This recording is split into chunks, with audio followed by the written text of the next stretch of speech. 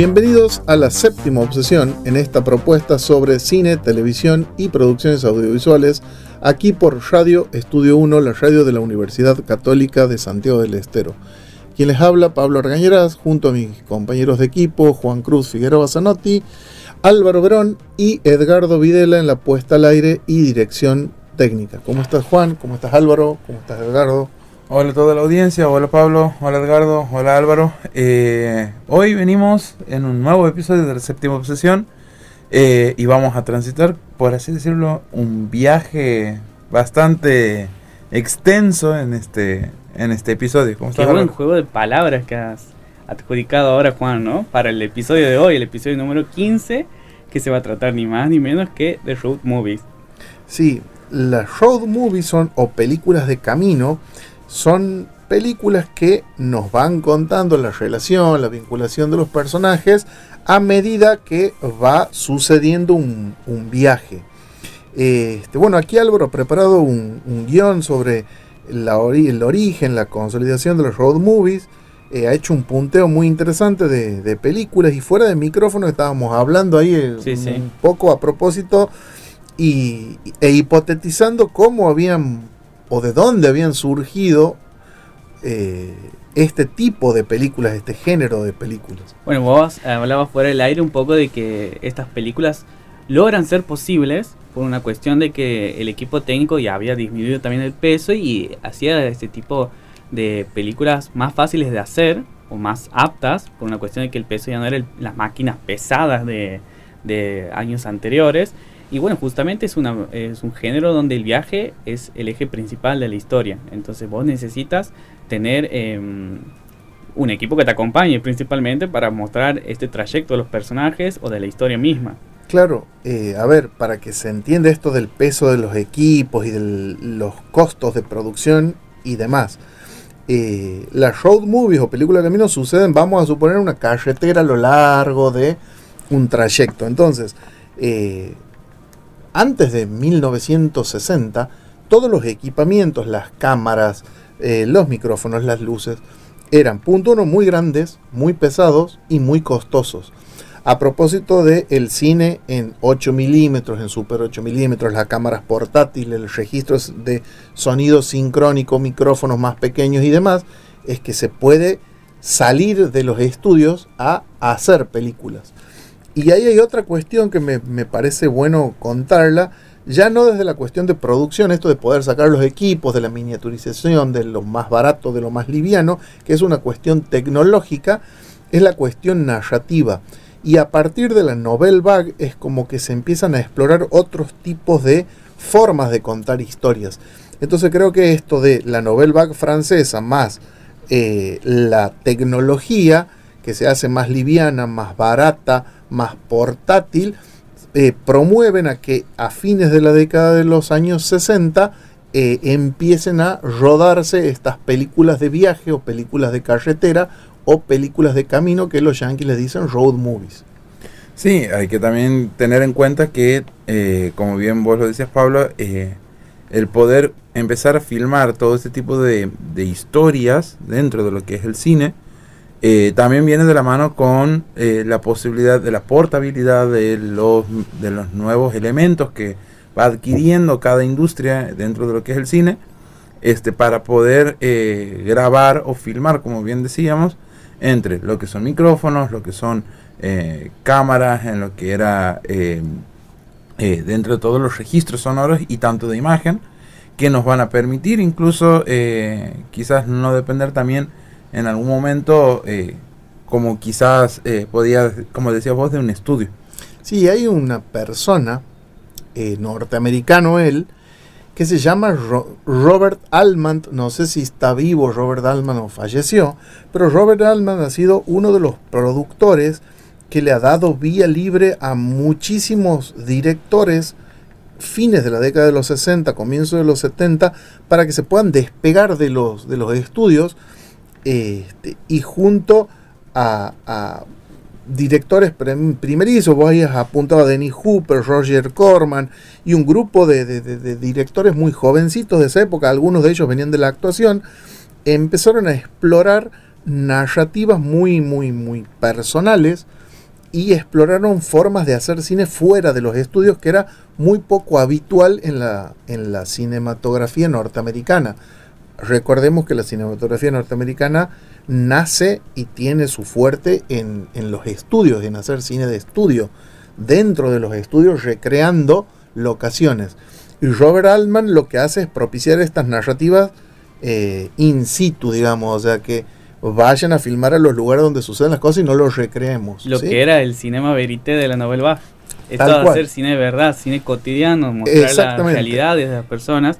Y bueno, eso es lo que pasa con el género road movies, que después termina convirtiéndose en una herramienta muy utilizada para retratar distintas épocas, también distintos conflictos sociales y formas de entender la libertad.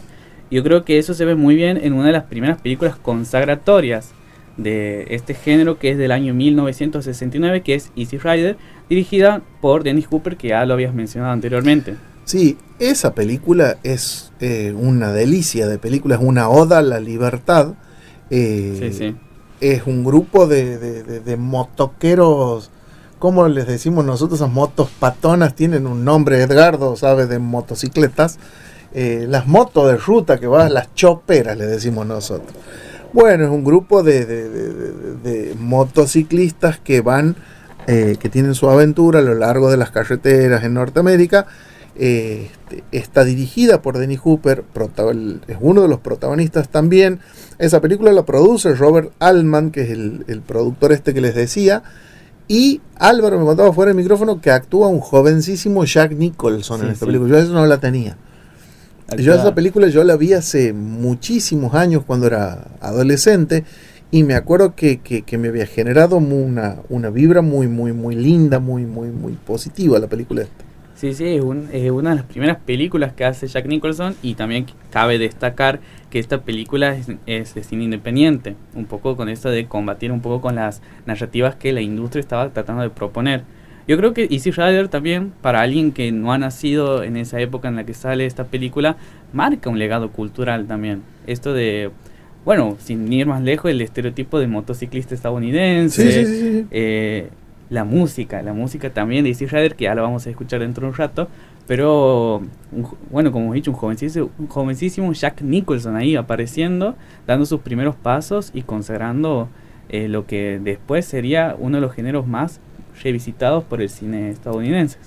Sí, creo que esa película ha entrado en la historia y en el legado cultural norteamericano, porque seguramente tenemos en nuestra imagen los motociclistas de barba, con los flecos de cuero, la chaqueta de cuero, las botas, las motos. Bueno, eso lo inaugura esta película que apunta aquí muy bien Álvaro. Y después haces un salto al año 84 con una película de Wim Wenders que se llamó París, Texas, un peliculón, muy bonita película, muy cruda también. Sí. A propósito también de venir en la ruta, en la zona desértica de los Estados Unidos, con este gran director que también hablábamos fuera del micrófono, que es Wim Wenders. Sí, la fotografía de esta película y también la banda sonora. Yo creo que lo que más tiene Road Movie, esta película, independientemente del viaje de Travis con su hijo, es la banda sonora. Si hay algo que te catapulta a esto de ser una película de viaje, sobre viaje, la banda sonora de Ray Cooper. Entonces eso también ayuda un montón a posicionarte dentro de esa narrativa, dentro de ese personaje, a vivir ese viaje. Yo creo que París, Texas, si bien no es una película como de road movie muy ortodoxa, digamos, yo creo que también habla un poco esto del viaje interno y externo que hace cada personaje. Y si bien sí tiene un lapso de viaje, de ruta, de Travis con su hijo, yo creo que lo más importante de esta película es cómo se define el hombre, cómo se define la libertad y cómo también se define todo eso que nos engloba como ser humano. Sí, de esta película yo recuerdo una hermosísima Natasha Kinski, Sí. hija de Klaus Kinski, un gran actor alemán que en esta película ella está muy bien. Y sí, coincido con vos Álvaro en la fotografía y en la música de esta película, al margen de la dirección de Wim Wenders, que hace un gran trabajo. Sí, sí. Bueno, ahora para dar un ejemplo de todo lo que acabamos de hablar sobre Paris, Texas, vamos a escuchar un audio sobre la película que se llama Traveling Light Speed to Houston. Yeah, if a guy put a baby down, traveled at the speed of light for an hour, if he traveled at the speed of light, he would come back in an hour. He would be an hour older, but the little baby would be a very old man. Well, how long would it take him to get to Houston?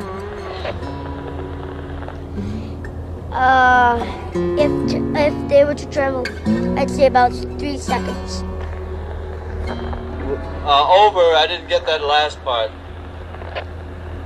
It would take them 3 seconds to get from California to Houston on light speed.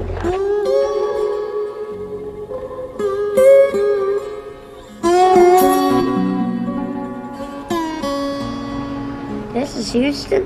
Yep. How are we gonna find her in a big city like this? Bueno, ahí escuchamos un poco de todo lo que conlleva una road movie y lo que veníamos hablando del trabajo de Ray Cooper como creador de la banda sonora de esta película. Escuchamos ahí un poco la guitarra acústica, medio folk de Estados Unidos. Escuchamos las ruedas del auto sobre la carretera. Escuchamos este diálogo entre un hijo y su padre muy tierno. Yo creo que eso también habla de las road movies en sí. Sí. Y esta película, el recuerdo que yo tengo es de una película que me ha dado mucha nostalgia. No sé por qué, pero se me viene eso a la memoria. Se me vienen las imágenes del protagonista, de Travis, de Natasha Kinski, de un hotel de mala muerte perdido en la ruta. No recuerdo la historia bien de la película, pero sí me han quedado esas imágenes, los tonos rosados, los atardeceres. Sí. Eso me ha quedado en mi memoria de Paris, Texas, de Wim Wenders. Bueno, veníamos de Easy Rider, que básicamente la cámara enfocaba solamente a dos personajes, a estos motociclistas de Easy Rider, y pasamos a Paris, Texas, donde el protagonista, como vos decís, no me acuerdo mucho de la historia, pero sí me acuerdo de todo lo demás que rodea esta historia. Te acuerdas de los paisajes, te acuerdas de las rutas y también del silencio, que representaba muy bien el estado emocional de este protagonista, donde entonces ya comenzamos a ver cómo todo lo que rodea el viaje también es protagonista en este tipo de géneros de películas. Sí, yo aquí en lo que ustedes nombraban, recordaba una película, una road movie, ahí lo que hablaban de la relación entre padre e hijo, como cuenta también esa historia de una película también de una road movie que vi hace bastante tiempo ya, que es Capitán Fantástico. No sé si la vieron ustedes. Sí. También es un peliculón. Sí, con Viggo Mortensen. Sí, a mí me gustó mucho esa película. Te cuenta la historia de un papá, de su familia y de cómo, la transición de vivir en una ciudad a irse a vivir un bosque fuera de todos los sistemas habidos y por haber. Sí. ¿Les parece si vamos a un pequeño corte? Me parece, y como hablamos muy bien hace rato de la música de Easy Rider, vamos a escuchar Born to Be Wild de Steppenwolf.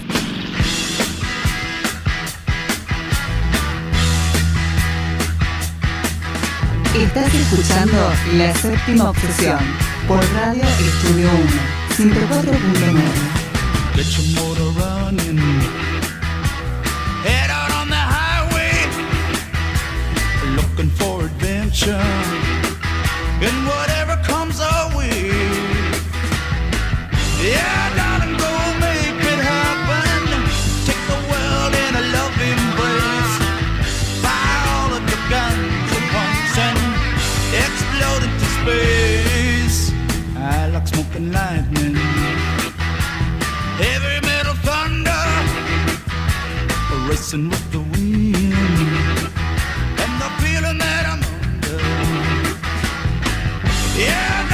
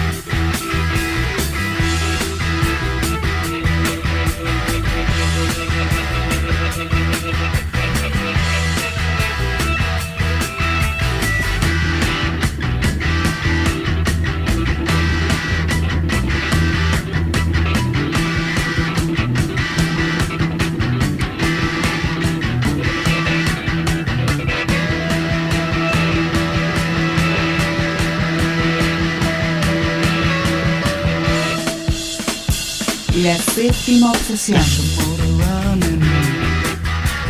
Head out on the highway, looking for adventure, and whatever comes our way. Yeah, darling, go make it happen. Take the world in a loving embrace. Fire all of your guns at once and explode into space. Like a true nature's child, we were born to be wild. We can climb so high, I never wanna die. Born to be wild.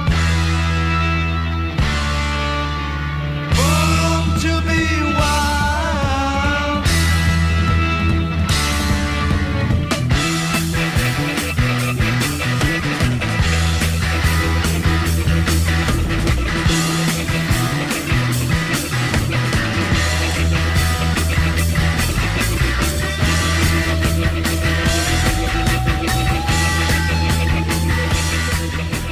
La séptima obsesión.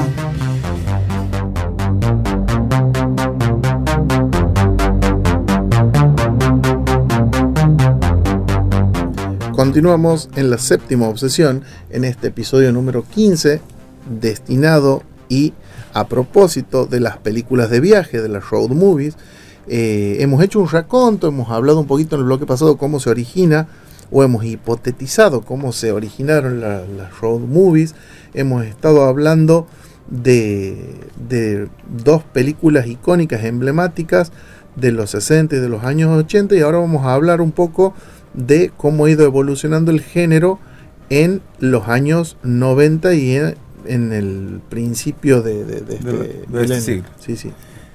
Bien, aquí en lo que aquí Álvaro señalaba en este guión, teníamos ahora a uno de los grandes directores de la última década, que es Ridley Scott, con su película de 1991, Thelma y Louise, que también la podemos considerar una road movie, de las más importantes dentro del cine. O podemos considerarla la road movie de todos los tiempos. También, que deciden hacer un viaje de fin de semana para escaparse de los problemas cotidianos, dos amigas. Sí, esa película cuando ha salido ha sido un suceso, ha gustado muchísimo en Estados Unidos, no tanto así en el resto del mundo, pero en los Estados Unidos esa película ha sido una bisagra. Actuó un jovencísimo Brad Pitt, ícono de la belleza masculina de ese momento, muy casi adolescente, un Brad Pitt casi adolescente, con Susan Sarandon, hermosa, Sí. junto a la partner, que no me estoy acordando el nombre de la compañera de viaje, Y también Harvey Keitel. y Harvey Keitel. Bueno, esta película ha gustado muchísimo, eso decía en los Estados Unidos. Yo me acuerdo que en los videoclubes no había forma de conseguirla para ver, porque siempre estaba alquilada. Calculo que como a las 2-3 semanas la he podido conseguir para ver a Thelma y Louise. Y después la película sí está bien, pero le habían hecho tanta o bulla, Fama. que cuando yo la he visto me ha pasado lo que sucede cuando te hablan tanto de algo y la ves y sí está bien la película, pero he dicho, sí, no era para tanto. Lo que hoy conocemos como el famoso hype que se le Sí. dice Claro, hoy en día. bueno, ahora se le ha puesto esa palabra a Claro. esto que les estoy diciendo. Sí. La película sí está muy bien. También tiene ese espíritu de libertad. Vos la ves y te produce lo mismo que esto de Easy Rider. Vos la ves y sientes el vientito en la cara del viaje. Y sí, te habla de la libertad, te habla de romper las cadenas, de la liberación también. Sobre todo y a propósito de dos personajes femeninos con sus problemáticas y demás. No quiero seguir hablando porque la voy a spoilear, y si yo cuento un detallito, muere esta película. Sí. Porque, se basa en un detallito todo. Sí. Sí, yo creo que también uno de los grandes logros de Thelma y Louise es justamente mostrar esa perspectiva que se veía poco en las road movies, que es la perspectiva femenina, o sea, dos protagonistas mujeres, y que sea el éxito que sea, bueno, ha ayudado muchísimo para el género también. vamos a escuchar un audio sobre esta película, que es cuando Thelma y Louise inician su viaje.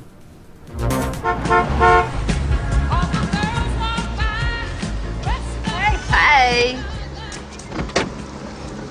No, Thelma, we don't need the lantern. The place has electricity. Oh, okay. No, I want to take it anyway, just in case. In case of what? In case there's some escaped psycho killer on the loose who cuts the electricity off and has to come in and kill us.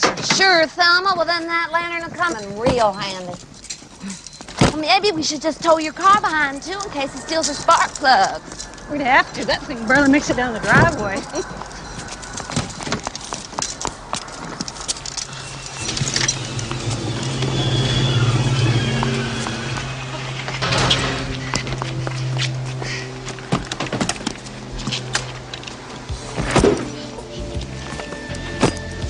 Careful, careful. All right, everything in? Yeah.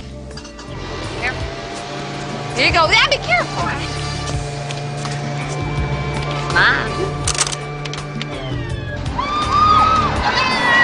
Aquí estoy viendo el cast de esta película. La otra actriz, que no me acordaba el nombre, se llama Gina Davis. Gina Davis. Es Susan Sarandon, Gina Davis, Brad Pitt y Harvey Keitel, junto a Michael Madsen. Tampoco me acordaba de Michael Madsen. Y sí, está el viaje de huida en el auto enorme, descapotable, por la ruta de ellas dos. Me acuerdo que Fito Páez había hecho un tema 2 días en la vida, a justo propósito estaba, de esta película, Sí, inspirado en esta película. Sí, esta película, si no me acordaba mal, ha sido toda una revolución cultural. Le gustó mucho en su momento esta película. Habría que verla en la actualidad y ver qué tal Ha envejecido. ha envejecido. Pero para la época ha sido como wow, así ha sido la liberación femenina. Me ha sacado la palabra de lo vago, que justamente quería comentar eso, de que ha tenido un auge a nivel mundial en Argentina y justamente aquí a nivel país. Fito Páez ha hecho la canción 2 días en la vida, se llama la canción, que Sí. es, bueno, lo que dura el viaje también de Thelma y Louise. Una excelente canción. Y bueno, justo en el audio escuchamos cuando empieza todo esto, la fotografía icónica que hasta aparece en el póster de la película. Y quién iba a creer todo lo que sucede después, que no vamos a spoilar, que permitimos que lo vean. Yo lo he visto hace poco y voy a decir que envejeció muy bien la película. Así que los dejo tranquilos con eso, pero igual revéanla. Y recién, bueno, veníamos hablando de este road movie donde los géneros eran más sobre mostrar más la libertad, las épocas sociales. Hemos hablado de un padre de un hijo, hemos hablado de 2 amigas, pero ¿qué pasa si en una road movie comienzan a mezclar otros géneros como el thriller y la sátira mediática, como en Asesinos por Naturaleza de Oliver Stone? Sí, también peliculón. Ahí tienes otro casting con un jovencísimo Robert Downey Jr. Tienes a un Tommy Lee Jones, tienes a Woody Harrelson y a Juliette Lewis. También una muy buena película con un casting también genial, de primera, podríamos decir. Sí, Juliette Lewis estaba en su prime. Digamos, sí. Venía sí, siendo Cabo de Miedo, venía siendo A Quien Ama Gilbert Grape, venía siendo todo, era la chica del momento. Y la verdad que Oliver Stone se juega por Woody Harrelson, que no venía haciendo como que nada interesante, y la empareja a Juliette Lewis con él y lo propone a Robert Downey Jr. como El uno de reportero. los villanos de esta historia.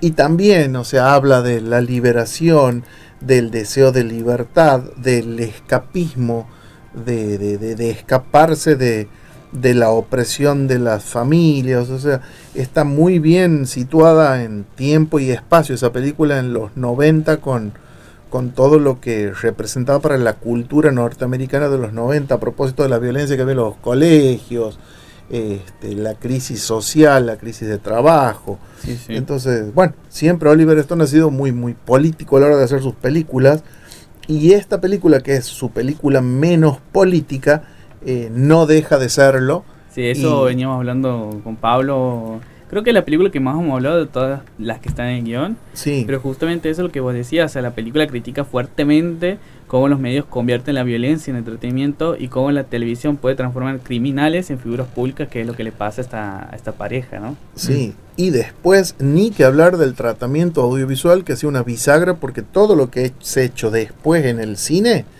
ha sido a propósito de Oliver Stone con esta película del 94. Si nos ponemos a ver, bueno, el guión de esta película es de Quentin Tarantino, que toma muchísimo de la estética para después hacer su cine, y todo el cine de extrema violencia que se hizo a continuación se hizo tomando pinceladas del trabajo de puesta en escena que hizo también aquí Oliver Stone.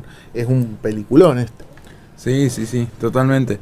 Y después tenemos aquí otra película más del 2001, ya pasando para esta época. Y para este lado del charco. Exactamente, que se llama Tu mamá también, dirigida por Alfonso Cuarón, que aquí le veía que le resaltaba a Álvaro. Sí, una de las películas que deja de poner en duda el gran auge del cine mexicano, con Alfonso Cuarón, bueno, después los otros también cineastas que salen de esa oleada de mexicanos. Pero y Tu mamá también ha sido abordada en este programa muchas veces, tanto como recomendación, como también a modo de ejemplificación de otras narrativas. Es una película que volvemos al tema de la libertad. Siempre recalco yo una frase de Gael García Bernal, donde él dice: ya no hay películas que cuando sales del cine o cuando terminas de ver te dan ganas de vivir como Y tu mamá también. Y yo coincido bastante en eso. Creo que es una película donde son 3 personajes nomás, Son 3 personas, son Julio, Tenoch y Luisa. Luisa, una mujer mayor que ellos, y Julio y Tenoch, interpretados por Gael García Bernal y también por Diego Luna, que son 3 personajes muy icónicos en el cine mexicano y en el cine mundial, diría yo. Sí, yo quiero hacer aquí un paréntesis y quiero destacar el cine de un gran director y guionista y productor argentino que se llama Carlos Orín, un amigo Carlos, le mando un abrazo grande, que creo que es el rey de las road movies argentinas, porque todas sus películas, o la gran mayoría, cito Historias mínimas del 2002, El perro del 2004, la película del Rey de 1986, El camino de San Diego de 2006, son todas road movies. Sí. La mayoría en la Patagonia, que es su lugar en el mundo, y El camino de San Diego, que es un viaje desde la Mesopotamia hasta la capital federal de un hachero llevando una raíz que él ve que en esa raíz está la figura de Diego Maradona y se la quiere entregar. Creo que es el director que tiene a este género como emblema, y lo quería resaltar porque si estamos haciendo un episodio de road movie no podíamos no hablar de Carlos Orín. Sí, obvio, y también agregando también que hay road movies del cine latinoamericano que es igual de importante e igual de majestuoso que las películas de Norteamérica. También hay otra película de esta época también latinoamericana, que es Diario de Motocicleta, también abordada en este programa a modo de ejemplificación muchas veces, ya mencionada en el episodio anterior sobre figuras históricas, sí, porque hablamos de Ernesto Che Guevara como protagonista de esta road movie. Sí, también otro peliculón. Creo que todas las películas que hoy hemos estado mencionando hasta el momento han sido películas que dentro de todo han marcado un hito dentro del cine desde lo que es el género de las road movies, y sobre todo, como bien vos decías, en el caso de Diario de Motocicleta, contar la historia sobre todo de una figura tan importante como es Ernesto Che Guevara en la América Latina. Sí, y sobre todo de el despertar simbólico del Che Guevara, de decir, después de este viaje él se termina convirtiendo en la figura que después todos conocemos en esta historia. Sí. Y para finalizar este bloque vamos a escuchar Part of Me, Part of You del soundtrack de Thelma y Louise. Estás escuchando La Séptima Obsesión. I felt it when the sun came up this morning. I knew I could not wait another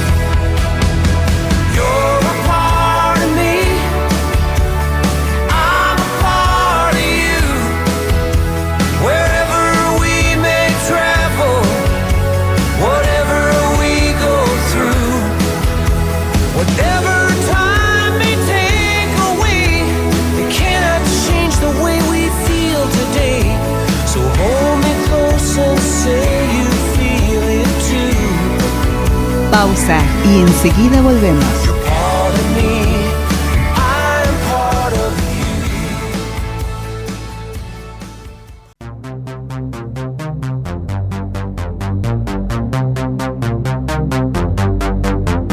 Ya estamos de vuelta. La séptima obsesión por Radio Estudio 1. Continuamos en la séptima obsesión en este episodio número 15 dedicado a las road movies, a las películas de viaje, a las películas de ruta, de carretera.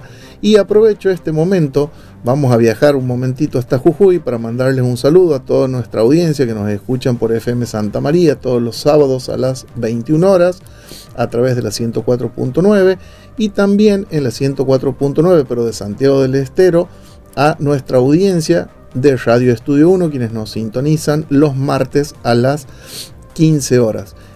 Aprovecho también para dejar nuestros saludos a quienes nos siguen en nuestro canal de YouTube, La Séptima Obsesión. Sí, y aquí volvemos en este bloque 3, como bien decía Pablo, hablando de lo que son las road movies o las películas que se basan en lo que es un viaje en carretera. Y tenemos aquí una película bonita, como diría Pablo, que es del año 2006, que es Pequeña Miss Sunshine. Sí, Pequeña Miss Sunshine es una de las mejores películas de las últimas décadas norteamericanas. Es una película deliciosa que sigue las aventuras de una niña que se llama Oliver Hoover, el personaje que interpreta por aquel entonces la niña Abigail Breslin, a la cual obviamente ya creció, ya lo hemos visto en muchísimos más papeles, que está secundada por un elencazo. Lo tenemos a Paul Dano en el papel de Dwayne, de su hermano, Alan Arkin en el papel del abuelo, a Toni Collette, la actriz australiana que venía de hacer Sexto Sentido y antes El casamiento de Muriel, que es de donde surge Toni Collette. Tenemos a Steve Carell, que venía de hacer comedia, y aquí lo tenemos en un papel súper dramático, y a Greg Kinnear. Tenemos también a Bryan Cranston en esta película. Exactamente. Es un elencazo. Sí, sí. Y esta película tiene un guión que es formidable y una puesta en escena y una dirección maravillosa. Los invito a que la vean. Yo la recomendé esta película en un episodio en las recomendaciones de la séptima obsesión. Sí, sí. Porque creo que al margen de ser una road movie es una excelente película. Si no la han visto, les recomiendo que la vean. Está en la plataforma de Mercado Libre de manera gratuita para que la puedan ver. Sí, bueno, un elencazo que acompaña de manera excelente lo que es esta construcción de personajes. Porque si bien decías vos, los personajes que acompañan a esta niñita, ¿no? Una familia disfuncional. Sí, tenemos a Dwayne, interpretado por Paul Dano, que es un chico que se niega a hablar. Está peleado con la vida. El abuelo, que está moribundo. Pero que es como la persona que más acompaña a es ella. El compinche de ella, sí, el abuelo. Sí. Después tenemos un matrimonio que con las vicisitudes de un matrimonio que están que tienen que llegar con el dinero, tienen que atenderlo a los hijos, están sobrepasados. Y tenemos al tío, que es Steve Carell, un profesor universitario totalmente frustrado, fracasado y que está queriendo suicidarse, o sea que en cualquier momento, bueno, toda esa gente en una minivan van por la ruta teniendo que convivir y coexistir, acompañando a Olive a que se presente en un concurso de belleza, de talentos, de canto, baile, y es una niña que es obesa. Entonces, es la premisa de esta película, así como está puesta, es una bomba de tiempo, y la verdad es que una de las películas, una de las comedias más inteligentes que ha dado el cine norteamericano en los últimos... Sí, eso, comedia, porque hemos hablado, y capaz que a simple vista parece que estamos hablando de un drama totalmente... No. Una comedia, es una película muy linda. Sí, muy linda. Sí, y Abigail Breslin se pone a la par de todo este cast y hace unos... O sea, se pone a la altura de todo este cast siendo una niña que la verdad... deja la vara muy alta. Y un Steve Carell que venía de hacer películas de comedia, como decía Pablo, pero con un papel totalmente secundario, porque él hacía películas con Jim Carrey, y ahí en ese momento Jim Carrey era era la cúspide de la comedia norteamericana. Y hace un papel dramático, un personaje tan bien construido que comienza a sorprender, y ahí empieza el auge de Steve Carell como actor. Sí, la verdad que sí. Y ahí ahora que hablan un poco ustedes de lo que es comedia y road movie, quiero ahí agregar una que no está en el guión, que es del año 2010, en donde tenemos a un Robert Downey Jr. y a un Zach Galifianakis, una muy buena película llamada Todo un parto, es una comedia, en donde Robert Downey Jr. interpreta a un arquitecto que tiene que viajar para el nacimiento de su hija, y se encuentra, bueno, con Zach Galifianakis que le complica todo el viaje y tienen que viajar por una ruta en donde entre los dos tienen que compartir un auto. No voy a spoilear más de la película porque es dentro de todo una de mis películas favoritas. También es del mismo director de ¿Qué pasó ayer? Así que súper recomendable para pasar un buen momento. Antes de pasar a la siguiente película que vamos a hablar en este bloque, quisiera que escucháramos las palabras de su director, Ben Stiller, a la hora de su película. Definitely. I mean, I wanted it to be, people to have a feeling, to connect with it somehow. And, I felt like the story, was something that was very relatable to me, and I hope to other people in terms of the idea of, that we all have this idea of who we want to be in our head. And we have these sort of grand ideas of, how we see ourselves, but then in reality it doesn't quite translate. And, the movie's about a journey, about a guy trying to find himself and connect with himself. And so I'm glad to hear that you connected with it. Yeah, it feels and it looks like a very personal project for you. You fought for this for 8 years to get it done. Why was it important for you to get this message across? Well, I mean, for me, to be able to make a movie that sort of isn't a specific genre and that has humor and emotion and adventure in it and all these different aspects to it.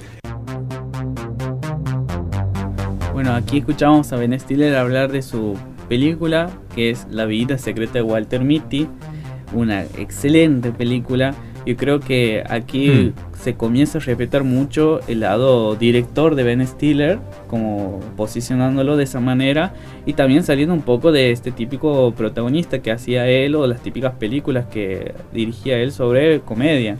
Sí, Walter Mitty es una película tan bella desde los planos, desde la historia que cuenta. Está muy bien dirigida, sobre todo también por sus efectos especiales que tiene, y hay un mensaje final que deja ahí en un momento Sean Penn, que hace de un fotógrafo que lo mira y le dice: hay muchas veces que decido no sacar la foto y prefiero vivir la vida fuera del obturador de la cámara. Y te deja pensando solo apreciar el momento. De solo apreciar el momento. En donde vivimos ahora en una sociedad o en una actualidad que constantemente la estamos viviendo a través de una cámara, a través de un teléfono.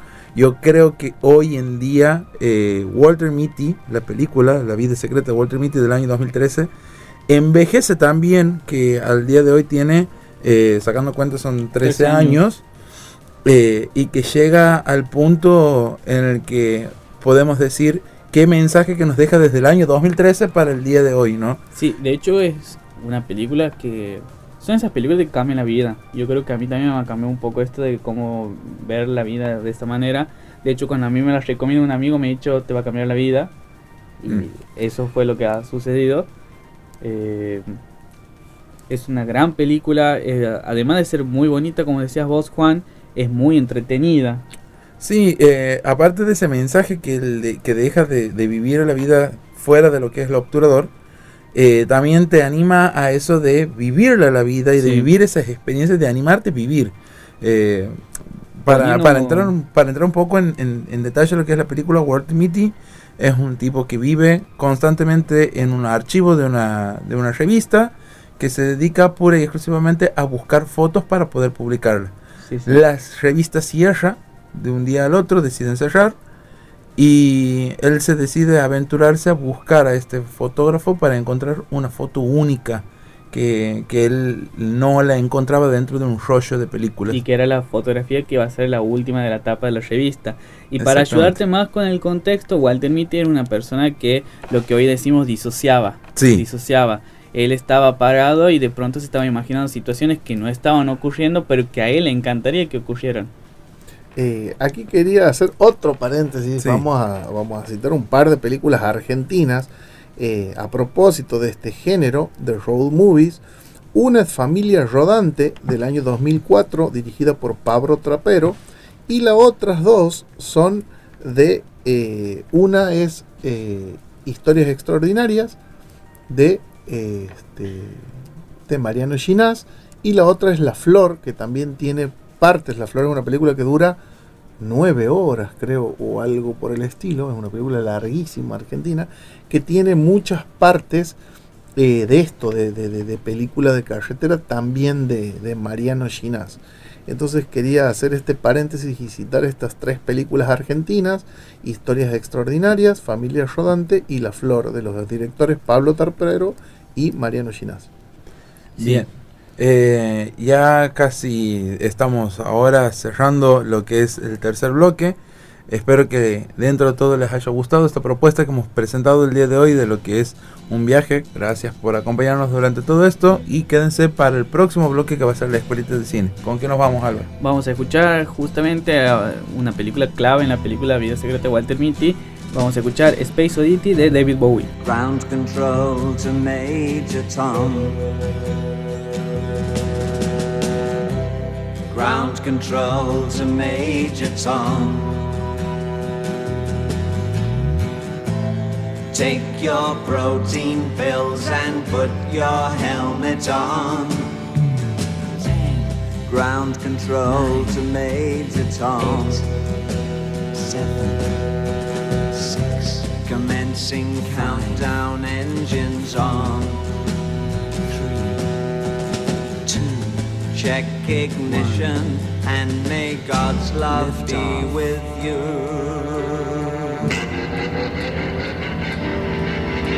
Estás escuchando La Séptima Obsesión por Radio Estudio 1, 104.1. This is ground control to Major Tom. You've really made the grade, and the papers want to know whose shirt you wear. Now it's time to leave the capsule if you dare. This is Major Tom to ground control. I'm stepping through the door, and I'm floating in a most peculiar way, and the stars look very different today. For here am I sitting in a tin can. Far above the world.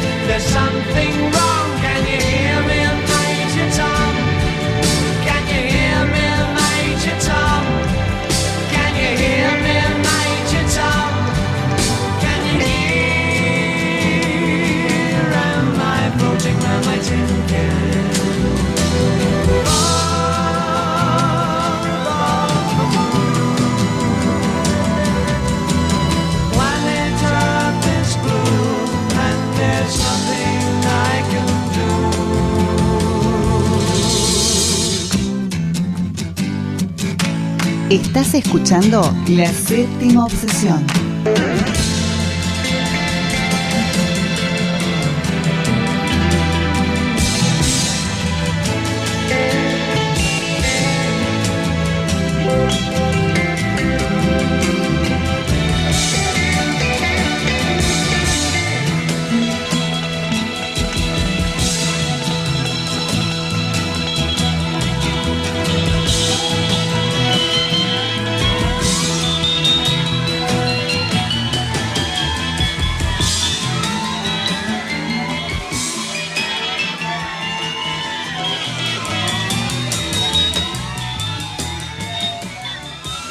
Estás escuchando La Séptima Obsesión.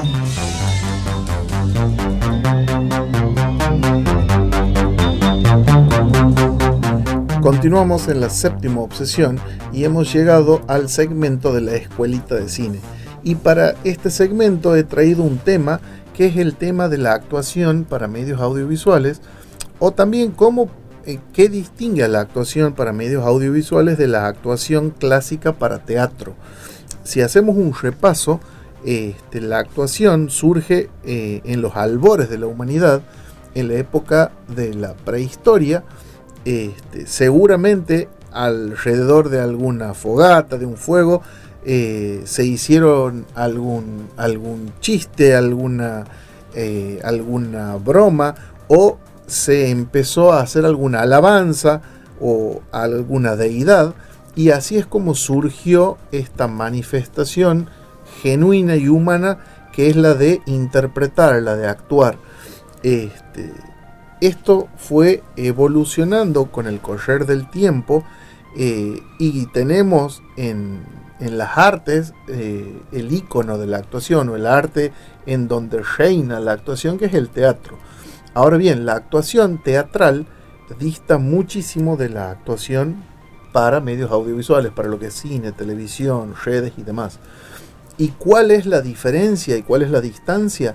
En que en teatro, primero que se actúa en vivo, se actúa para un público y se actúa en una sala que tiene unas dimensiones determinadas.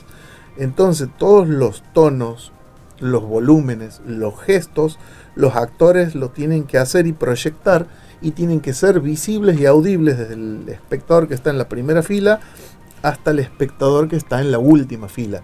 Entonces, toda la mímica, la gestualidad y los tonos están exagerados a propósito. ¿Para qué?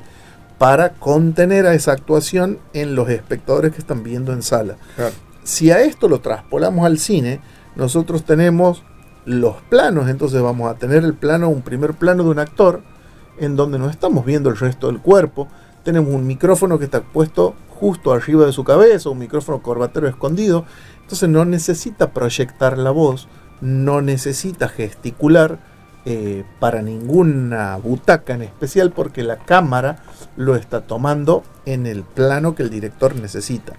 Entonces, la actuación para medios audiovisuales se caracteriza por la sutileza de los gestos, la sutileza de los tonos de voz, la sutileza de toda la gestualidad que van a tener que tener los intérpretes, y va a tener que estar controlada por los directores.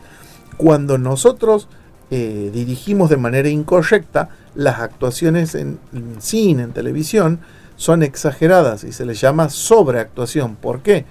Porque cuando observamos a un actor o alguna actriz que nos parece exagerado, es porque está teniendo un registro actoral demasiado artificioso para ser captado por la cámara. Entonces no nos salta a la vista eso, ¿sí? Entonces, siempre tenemos que tener en cuenta esto, que la actuación para medios audiovisuales tiene que ser mucho más sutil que la actuación para teatro, y que ninguna es mejor y ninguna es peor, simplemente que son diferentes, ¿sí? Generalmente, y otra característica que también se tiene en la actuación para medios audiovisuales, es que salvo que estemos en una ciudad que sea muy muy grande, donde hay talleres de actuación para cine, para televisión, generalmente la gente que se dedica a hacer actuación está relacionado al ámbito teatral. Entonces, a quienes nos gusta hacer piezas audiovisuales, la que nos queda como práctica común es trabajar con actores y con actrices que tengan un conocimiento de actuación para teatro y poder bajar esa actuación teatral y hacerla asequible a los medios audiovisuales, otorgándole más sutileza a la hora de la ejecución.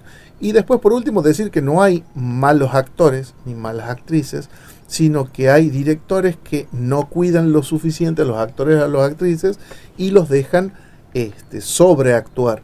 ¿Y por qué? Porque nosotros en teatro no tenemos la retoma, la obra se la pone en escena y los aciertos y errores suceden en la obra teatral. En el cine y en el video y en la televisión sí tenemos la posibilidad de cortar y volver a grabar. Entonces creo que es responsabilidad del director en que los actores hagan un buen papel, porque siempre tiene la chance de volver a grabar de corregir los errores que está viendo que pueden ir sucediendo en el rodaje. Sí, hay muchos casos de actores, de actorazos que tenemos el día de hoy en la industria del cine, tanto en Hollywood como aquí, que vemos algunas películas y nos parece tan risible o a veces nos parece que no está adecuada a su forma de ser. Uno de los casos que se me viene a la cabeza es el papel que tiene Jim Carrey en The Cable Guy, el chico del cable, en donde se ve que no lo han sabido manejar en su momento la efusividad de Jim Carrey, a tal punto que termina arruinando mucho el papel, termina arruinando mucho su imagen en esa película, a mi parecer, ¿no? A mi apreciación. Pero en cuyos casos, por ejemplo, tenemos películas como The Truman Show, que casi son de la misma época o casi colindantes en lo que son las décadas, y tenemos un registro actoral espectacular y maravilloso. Entonces, como bien decía Pablo, creo que también coincido con él en lo que él dice, que no existen malos actores, sino que a veces existen directores que no saben manejar muy bien a sus actores. Sí, y también para aportar un poco esta clara diferencia que hay entre un actor de teatro y un actor de cine, yo creo que son dos muy grandes, muy notables, y una es primero la convivencia del escenario con su compañero actoral, que muchas veces eso en el cine no pasa. Tenemos el ejemplo del plano contra plano, en donde muchas veces cuando los directores deciden usar el plano contra plano en una toma, en una escena, muchas veces no están los dos actores trabajando al mismo tiempo. Y otra también es esto que se relaciona, que es el tiempo en cuanto el trabajo cronológico de los actores. En el teatro es un orden cronológico que se respeta, está el acto 1, está el acto 2, está el acto 3. En cambio, en el cine, el actor trabaja de otra manera temporal diferente, que por ejemplo empieza grabando un día el acto 3, en 2 semanas después graba el acto 5, y capaz que termina la filmación de la película o la serie con el acto 1, sí. Que muchas veces pasa eso también. Sí, totalmente. Hasta aquí hemos llegado con la escuelita de cine.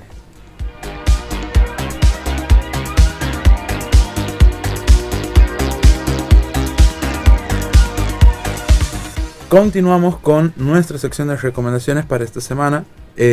¿Con qué nos vas a disgustar hoy, Álvaro? Mira, hace poco he visto una película de Alfred Hitchcock y me pareció oportuna para recomendarla hoy.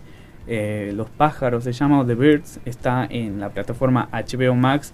Es una película que capaz no es, hoy en día en los tiempos que corren, no sea considerada una película de terror como era en los 60, pero es una muy buena película en cuanto a construcción de narrativa. A mí me ha gustado mucho esa película, los actores están muy bien, siento que es una película que no ha envejecido nada, es como si lo hubieran hecho ahora. Yo creo que eso es un poco lo que Alfred Hitchcock nos ha dado al cine. Yo siento que hay un cine antes de Alfred Hitchcock y un cine después de Hitchcock.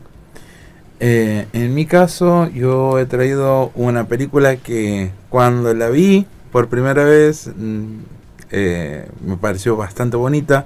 Después la volví a ver, le comenté a Pablo me ha dicho, qué película, se llama Rain Man, o cuando dos hermanos se encuentran. Tenemos a un Dustin Hoffman y a un Tom Cruise muy, muy jóvenes, en donde Dustin Hoffman hace de una persona con autismo y Tom Cruise hace de su hermano, y se da justamente una road movie en donde ambos comparten y tratan a través de ese viaje de restablecer su relación a través de un cierto interés que va a tener Tom Cruise, que bueno, no lo quiero spoilear. La película termina partiéndote el alma. Es una película que la puedes ver una vez para poder sorprenderte del final, pero después cuando la vuelves a ver te sigue partiendo el alma. Sí, yo quiero recomendar mi mejor road movie de toda la historia del cine, que se llama Tonto y Retonto. Está en YouTube, protagonizada por Jeff Bridges y Jim Carrey. Si no han visto Tonto y Retonto, se la recomiendo fuerte. Es la comedia con la que más me he reído a carcajadas en mi vida. Y bueno, retrata el viaje de dos amigos por las carreteras norteamericanas, bueno, ahí haciendo de sus aventuras. Es una película muy muy simpática, estoy casi seguro que les va a gustar. Así que bueno, esa es mi recomendación a propósito de las road movies en este episodio número 15 de La Séptima Obsesión. Bien, hemos llegado al final de este episodio número 15 dedicado a las road movies, como bien lo decía aquí mis compañeros. Esperamos que les haya sido de su agrado. Gracias por acompañarnos por este viaje. Les mandamos un saludo a toda nuestra audiencia de YouTube que siempre nos escucha. También a nuestro público que nos sigue a través de FM de Santa María todos los sábados a las 21 horas, a nuestra audiencia de aquí de Radio Estudio 1. ¿Y con qué nos estamos yendo, Álvaro? Mira, para las personas que estén escuchando este programa en el auto, yo creo que una canción que caracteriza mucho esto del camino es A Horse with No Name de América, así que escúchenla y disfruten. On the first part of the journey, I was looking at all the life. There were plants and birds and rocks and things. There was sand and hills and rain. The first thing I met was a fly with a buzz and the sky with no clouds. The heat was hot and the ground was dry, but the air was full of sound. I've been through the desert on a horse with no name. It felt good to be out of the rain. In the desert, you can't remember your name, because there ain't no one for to give you no pain.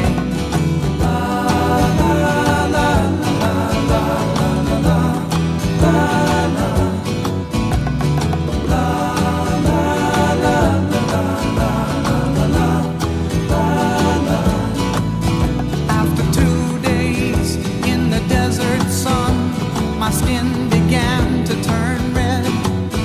After 3 days in the desert fun, I was looking at a riverbed, and the story it told of a river that flowed made me sad to think it was dead. You see, I've been through the desert on a horse with no name. It felt good to be out of the rain. In the desert, you can't remember your name, 'cause there ain't no one for to give you no pain.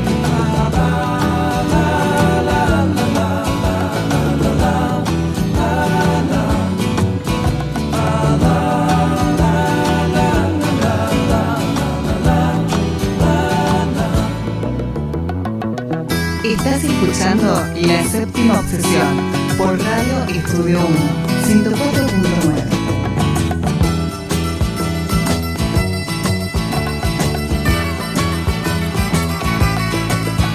After 9 days, I let the horse run free, 'cause the desert had turned to sea. There were plants and birds and rocks and things. There was sand and hills and rings. The ocean is a desert with its life underground and a perfect disguise above. Under the cities lies a heart made of ground, but the humans will give no love. You see, I've been through the desert on a horse with no name. It felt good to be out of the rain. In the desert, you can't remember your name, 'cause there ain't no one for to give you no pain. La, la, la, la, la, la,